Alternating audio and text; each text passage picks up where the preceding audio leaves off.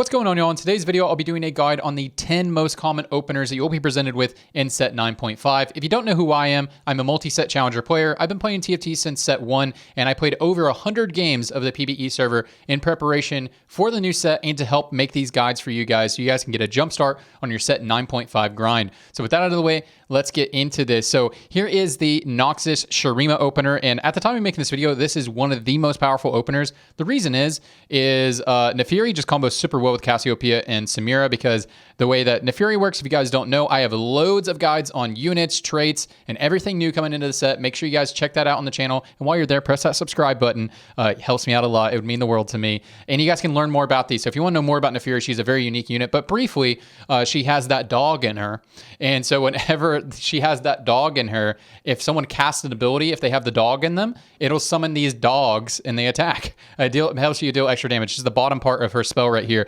And Cassiopeia and Samira have very low mana costs, especially if you have something like a blue buff. It makes this opener very powerful because as soon as Nefiri dies, it'll probably pass over to Swain. It's really hard to position in a way to where Nefiri always goes back here. You can go all the way over here and have Swain over here, but it usually griefs your positioning. But once Nefiri gets on your Cassio or Samira, either one who has the blue buff or whatever, they have such low mana costs that you deal a lot of damage. So this is one of the most powerful openers, as well as another reason why the most powerful openers is that Cassio and Samira have extremely flexible items. So like Cassio is going to be great with like blue buff, Jeweled Gauntlet, and then Samira is going to be great with like 80 items, Rage Blade, that sort of thing. But you could just flip those items reverse and it's fine. Whichever one you 2-star and you play whatever items. If you put blue buff, Jeweled Gauntlet on Samira, that's pretty good. She has good AP scaling. It scales her armor reduction, and she has super low mana. This is one of the best openers in the game right now because the Azir Silco comp is very strong. This is the easiest way to get into it because both of these units are great at holding both of those items. I have a guide on that build specifically as well. You guys can check it out on the channel. Just go under the same tab, set 9.5 guides. So yeah, this is great. And so you can use this to move into more strategists. You can swap this out for Darius if you want to play around some Juggernauts. Maybe you move in the 4 Challenger and play like Warwick Darius +1, right? So yeah, this opener is great, and I think everybody should definitely learn this one. All right, next up is Ixtal Rogues. So Ixtal Rogues here, we are going to be playing around Ixtal, of course, and Ixtal is a new trait. It rotates, and you guys just need to know how to play that. I have a guide on that, of course. But yeah, so Milio, you can itemize with AP damage items. So if you end up getting dropped AP items and you get a 2-star Milio, you can put it back here. Your +1 to this build can be an Invoker. It can be Cassiopeia, whatever. As you can see, we are 2 out of 3 Bilgewater, 1 out of 2 Invokers. So you can add an Invoker at level 5, that'd be fine there. Or you can add a Bilgewater if we're going to be playing around this tank. You can play whatever tank right here. You can add a Bilgewater, or you can add the additional Ixtal. I think it's best to play on Alawi because it gives you more options, because you can move from Alawi plus Nico or Alawi plus a Bilgewater, and that gives you a lot of options here. And then we have our Rogues right here, Graves or Kiana. You can itemize them either with these types of items. They're both great with the same itemization pretty much. Like Infinity Edge, BT, Sterex, those are all great items on here. You can do like Titans, other stuff like that, Last Whisper, Night Harvester, those are all good too. RFC is pretty good on Graves as well if you end up building RFC. So itemize either of these, whichever one you think is going to be more powerful. If you have a 2-star Graves, probably Graves, and then you can rotate the items to Kiana later. If you end up playing more Rogues and that sort of thing, you're not going to reroll Graves. Yeah, and this is really great. If you guys want to know how to position Rogues, you typically want to position them on the wing so they jump to the back line. So a quick little tech is to just like have your units over here and then move them the last second. And the reason why I say it's some tech is because most people end up positioning in this pocket on the opposite side. That's just how people do it usually. That's just been my experience. If people aren't paying attention, they'll just put in this pocket. This pocket always feels a little bit more safe. So people do that. So if you position your Rogues on the opposite of that pocket, it'll be pretty good for you usually. And there we go. Okay, over here we have the classic Ionia opener, Ionia Juggernaut opener. You could also swap out Warwick for Ashe if you hit Ashe instead of Warwick, but I think this is a stronger version here. You're going to itemize Set with your tank items usually, but if you have an Aurelia 2-star, you can put the items there, and it's a little bit different now because if you end up playing vertical Ionia, Aurelia is the unit that you drop, so it's fine to itemize her with your tank items. A lot of times before, you would itemize Set no matter what. Especially if you're going to move in the challengers, because you don't want items on Aurelia because you don't want to have to remake her. And Set can be a main tank in the challenger build, that's fine. But that build is a lot different now. Ionias don't go with challengers anymore, they go with vanquishers.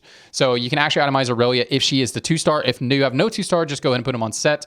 And then I just put some Jhin items down here to show you some items that are good on Jhin. So like IE is great.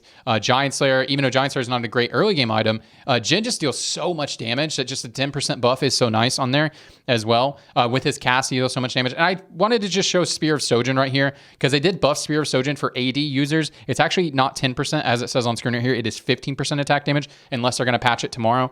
So Sojin, if you have the components for Sojin, it's great on Jhin, and you can use this. And Sojin is great on a lot of in-game, in a lot of in-game comps with utility units and some carries and all that good stuff as well. But yeah, this is a pretty simple opener. You usually use this opener to move into Vanquishers or move into a Juggernaut-esque comp. If you end up slamming AP items here, you could probably use this to move into like an Azir Juggernaut comp too. So you could go completely off the rails. But if you just want to make it easy on yourself, you just go Vanquishers and you have to remake your Jhin later. No big deal.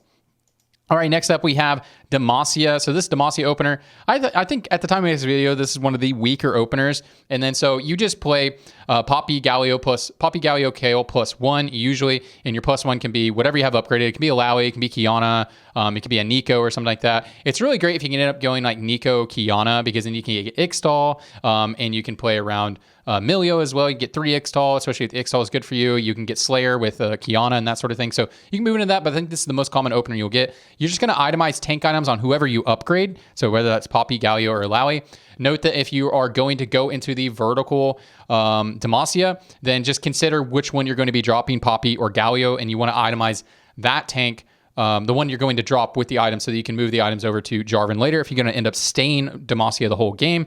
And Kayle's, at the time we make this video, Kayle's Radiant item that she gets from Demacia, I believe, is Demon Slayer at the time we make this video, which is upgraded Giant Slayer. But something like Rageblade, RFC, Jeweled Gauntlet, AP items are going to be geared on Kayle, and this is kind of how you play your opener. You can move into Slayers from here, move into Demacias, or you can just like use the Rageblade or the RFC or whatever you're going to slam on that to move into Rageblade users in the end game. You could totally play something different. Obviously, you can move into like a Aphelios, Azir, whatever, and you're good to go. That's probably my least favorite opener. Next up is Void Sorcs, and I actually have 5 units on the board, or yeah, 5 units on the board. All the other ones I showed 4 units, but I'm putting 5 on here because I just want to show you some variants that you guys can play here.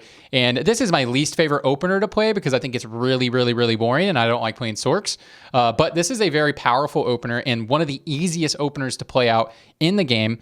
So yeah, we have Ori, Malzahar, Kassadin, Cho'Gath, and Renekton. So obviously, if you don't have Kassadin, you just play Cho'Gath and Renekton or random bruiser there. Or if you hit a Kassadin, usually it is stronger. This depends on meta. Usually it's stronger to play Void instead of Bruiser, and then you add Bruiser at 5. That's usually how I play it. Malzahar is going to be your best bet for a carry of this backline. Even if you have an Ori too, I really like itemizing Malzahar. Unless you have a Spear of Sojin, then you can probably go Ori, but I think Malzahar is a much more consistent carry. Typically, you want to position Malzahar in the middle, right behind your Cho'Gath, especially if you build a Ionic Spark for your Cho'Gath. That's assuming you have it, but you might not. But you generally want to position in the center because he can get better targeting where you hit 2 units. It does have smart targeting now where he's in the corner. It'll try to hit multiple, but if you're like too far on the edge, it won't hit multiple units. So that's why I like positioning kind of in the middle, right behind my tank line, and you'll be good to go. But yeah, items like Blue Buff, Jeweled Gauntlet, +1 is going to be great for you. I just put a GS as the 3rd item here because he is always hitting frontline.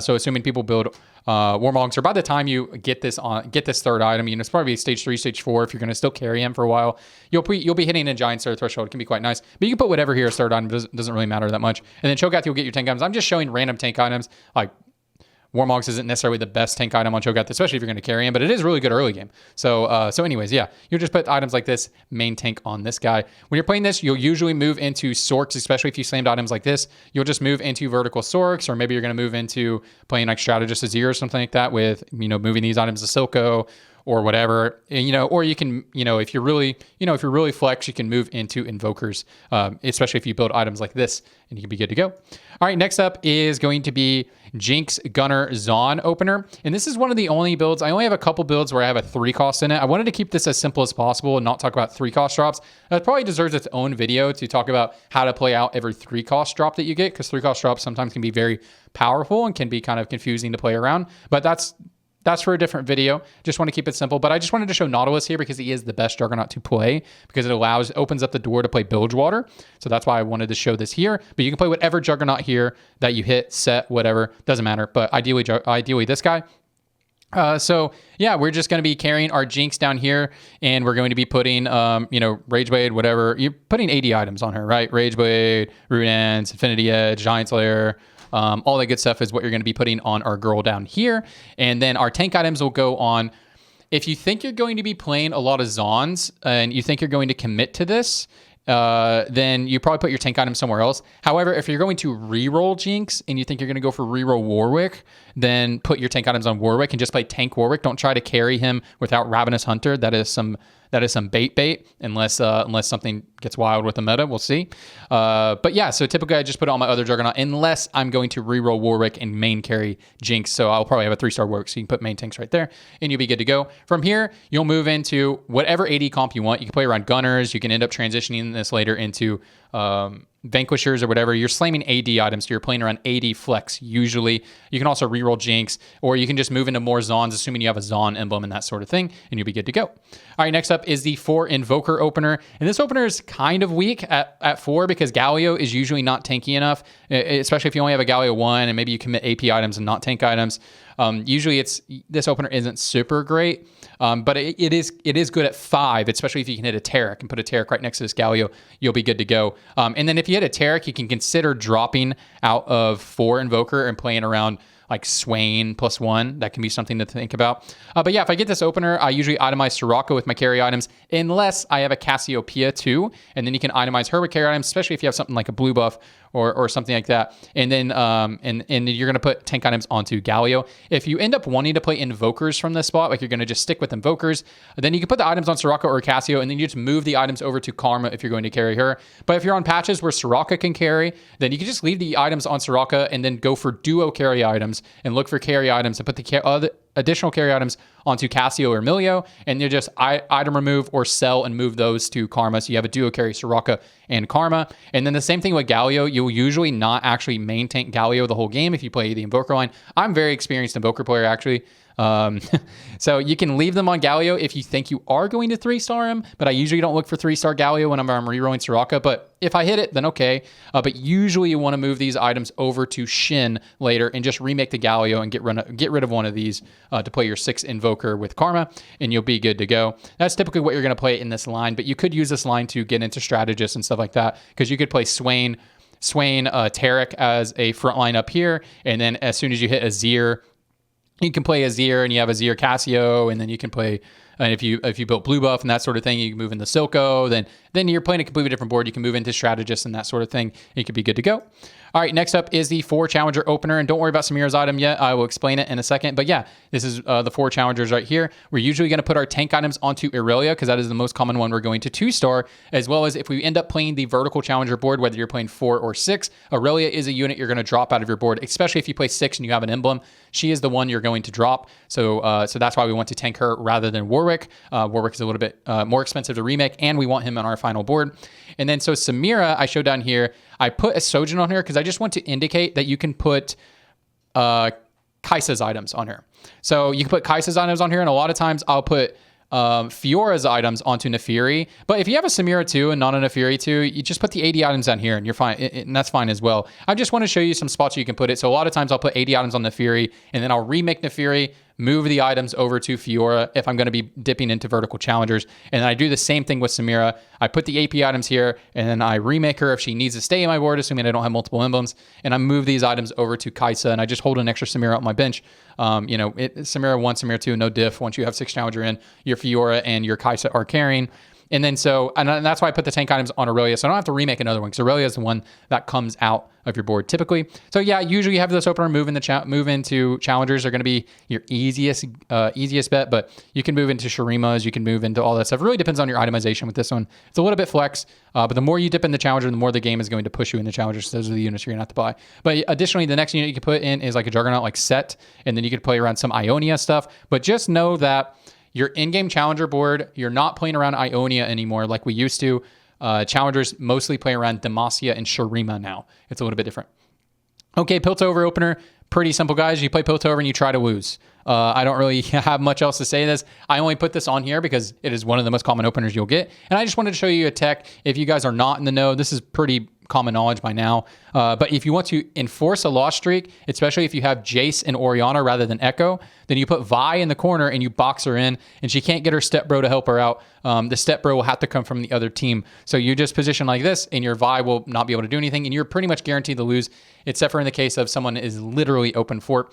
And you'll take this loss streak all the way to 3-5, and usually you'll cash out with either a Silco cash out with big frontline, or you'll cash out with playing around gunners and cash out with an Aphelios, assuming you have AD items. And so you usually look for cash out on 3.5 or 3.6 if you're in a decent elo, and if you're in anywhere below master, usually you can cash out on 4.1 or 4.2 and get the fattest cash out you can. Okay, and last up, we're going to talk about the Multicaster Shurima opener. And so this one's kind of interesting. So this is if you get a Talia drop, a Twisted Fate drop, and maybe you have like a 2-star Renekton, and you have a Cho'Gath, or maybe you have a 2-star Cho'Gath, whatever. Typically, you'll put your tank items onto Renekton, and you will put, unless you have a 2-star Cho'Gath. Around Shurima, you want to make sure that in the early game, Renekton is getting the Shurima bonus. He will use it a lot better than Talia will use it. So I usually like to give Renekton the bonus, so make sure he has enough itemization to get that usually. But if not, if it just makes sense to build 2 items on Talia and she's going to get the Ascension, that's fine too. But yeah, try to do Renekton. And then from here, we have a lot of options. So it's really nice to move into Juggernauts if you're going to be carrying Talia for your early and mid game, because Talia just does really well with Juggernauts, because Juggernauts have knockups, and knockups help her deal more damage. So ideally, you want to be looking for Set and Nautilus. Set, Nautilus, and Kiana. All those units give you knockups. And then once you have Nautilus on your board, you can look for Bilgewater. And so you can look for something like MF or just a random tank. And then MF is great because MF is a good unit to transition to, assuming you built blue buff on your Talia and AP items, because eventually you can move out of Talia into MF, and MF can be either a primary carry of a build or a secondary carry of a build. And you can move into more of a Bilgewater strategist tech after that, and that can be good. So typically you itemize Talia, but if you have a 2-star TF or whatever, go TF. Also, additionally, you can think about this. If TF has, or if you have a Sojin rather than a blue buff, Talia is the better blue buff user, TF is a better Sojin user. So if you just have to make the decision based off of that, then if you have Sojin, it is higher value on TF, and then the vice versa is true on Talia. But I usually like carrying Talia because she is a lot stronger with that Juggernaut build, and I just don't really like carrying TF at the time of making this video. But anyways, guys, that is it. I hope this is helpful to you guys. And if it is, make sure you subscribe, like, and comment on the video. It helps me out so much on YouTube. And if you guys want to see me play live, I'll be playing on the rank grind. We'll be playing a lot of rank this set and streaming a lot. Then I stream here on YouTube. So just press the subscribe button and you'll see it on your YouTube feed whenever I go live. Anyways, appreciate you guys, and I'll see you on the next one.